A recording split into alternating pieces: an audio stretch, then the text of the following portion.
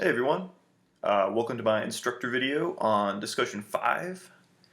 This is the week 10 discussion, and this is you guys talking about cities, and specifically feeding cities. Uh, as many of you pointed out in your discussions, I think that a lot of these discussion questions were more straightforward. They weren't like ethically dubious questions that lots of answers could be given. So a lot of you guys ended up saying the same thing, but that's totally okay because every once in a while it's nice to have something straightforward that we can easily answer. Um, but without further ado, I'll get to the questions and I'll get to what you guys said, and of course I'll give my takes on the questions as well. So question number 1. What characteristics separate a city from a town or a village? And this is something that pretty much every group unanimously got. Cities are obviously much larger. They have a larger population density. And because they're larger and they have more people, they're generally more striated in that there are different classes of people. There's usually like a ruling elite, and then there's the underclass, the working class. Sometimes there's a class of artisans, and they usually tend to fluctuate back and forth from being either up here or down here, depending on what society you're looked at, depending on how much that society values art. But all of these things are stereotypical of cities, and a lot of you guys also added that if there's going to be a city, there's probably going to have to be some sort of agricultural complex to accommodate all of the people who are living there, and that's definitely true as well, as we see specifically with the Mayan Empire. All of the city-states in the Mayan Empire had massive agricultural lands where they had to cut down forest or build floating gardens, use different modes of adaptation to be able to feed their entire cities. But no matter how you do it, whether it's that or whether you're in the desert and you're looking at irrigation systems, canals, things like that, there's going to be some sort of infrastructure that makes it so that you can live and accommodate a lot of people. Yeah, I think that that's pretty much it. Oh, of course, there's going to be a city. One more thing that you guys talked about as far as cities go is that the infrastructure itself is going to be greater. What I mean by that is that buildings will be bigger, more complex, able to accommodate more people. Generally, there's going to be like an urban center with more of a rural hinterlands on the outside, with the people on the outside generally farming. And that's definitely something that we see time and time again, no matter where you are in the world. Now, can you expect to see these things archaeologically? And the answer is, of course, yes. Cities will definitely have a greater signature in the archaeological complex than towns or settlements, just because they're so much bigger. And you guys all kind of hone in on this.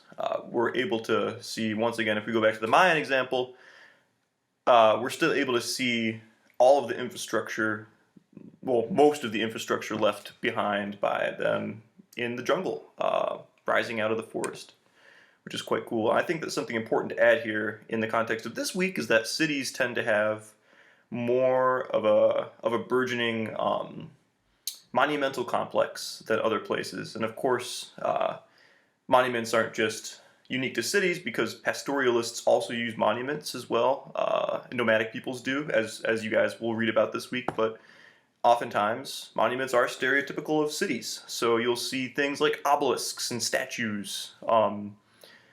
These things are definitely available in the archaeological record as well. Oh, what else? Somebody else said something about the remains of agriculture, being able to uncover that in the archaeological record. That's definitely true as well, to, of course, a greater degree, just because there's more food to go around in city complexes. Let's see here. Someone else. Oh, this is important too. There's going to be a huge burial complex probably nearby, just because there's so many people. People got to die eventually, and then they're buried someplace. So beyond having all of these sort of obvious things, there are probably going to be a lot of dead people in that area, simply because the population was greater. And of course, we could go on, but of course we can see all these things archaeologically. And then what would you look for in an archaeological survey that indicates a city? Some of you guys pointed out different archaeological methods that we could use, like satellite imagery or LiDAR. And these things are definitely all correct, especially depending on the terrain that you're in. You know, if you are flying a drone over the South American or Central American forest and you're trying to find a city, using satellite imagery or LiDAR would be useful to being able to distinguish it from the rest of the trees in the area. And this is in fact how we find a lot of cities in South Central America from the Mayans, or, well, I guess the Aztecs as well. Well, the Aztecs are more Mexican area, but whatever. This is definitely how we find hard to find archaeological remains.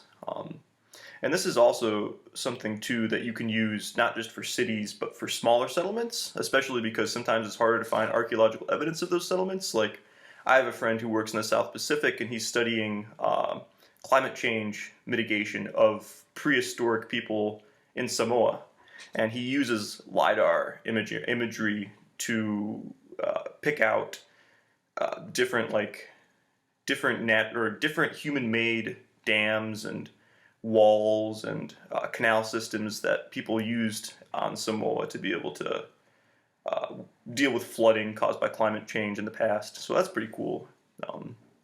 LiDAR and satellite imagery are both really useful, and every group talks about that. So would your approach depend on environmental factors? Which ones? Be specific about how you would look for a city in a desert, rainforest, another environment, etc. And I already talked about that a little bit as far as the rainforest goes, but like, once again, you can use different techniques depending on where you are. Generally, it's easier to find things. Well, okay, I want to say generally, because in the desert, compared to the rainforest, you're not dealing with trees, of course, but you're dealing with other factors like wind erosion and flooding sporadically, and sand. I mean, excavation in the desert's not necessarily fun either. And then if you're like in the Arctic, like we talked about with the Eskimo group that we looked at, excavation is a huge pain in the ass when you're dealing with permafrost. That's no fun. So depending on where you are, the excavation processes are going to be different. If you're interested in looking for archaeobotanical remains, maybe you'll use flotation, but that's kind of something that you'll use anywhere that there might have been plants consumed, which is most places. So you guys all kind of hit this on the head. Depending on where you are, you'll use different archaeological methods. A lot of them are interchangeable, though. And then, I think this is the last question, which locations would be most likely places for an early city to flourish, and why? And once again, like I said before, since these are relatively straightforward questions, most people said that you'd find a city in a place that's resource rich, which is absolutely true. You need to find a place that has the capacity to be able to hold that many people in order to have a city. And I will say, though, that the caveat is we sometimes find cities in places that we wouldn't expect to find. Like, think of like the Aztec capital of Tenochtitlan. I think it's called Tenochtitlan, or it's not Teotihuacan, whatever. It's the Aztec capital. I mean, they basically built their capital city, which is where Mexico City is now, in the middle of a lake, for mostly spiritual reasons. So you can build cities where you wouldn't expect to find them, but even at Tenochtitlan, you'd need to have the infrastructure to be able to have that many people. And they have different adaptations that they use. Like, they use the floating garden system as well. And they also have a pretty robust tribute system with other city-states in the area to get resources through taxation and war and things like that. So they have their own way of making ends meet. So it doesn't necessarily have to be a resource-rich place, but it generally is. And I think that's pretty much it. Good job with this week, guys. You pretty much, your answers mirrored mine almost identically. I don't really have too much to add, so good job, and I look forward to reading your answers, your discussion on the monument section. Thank you.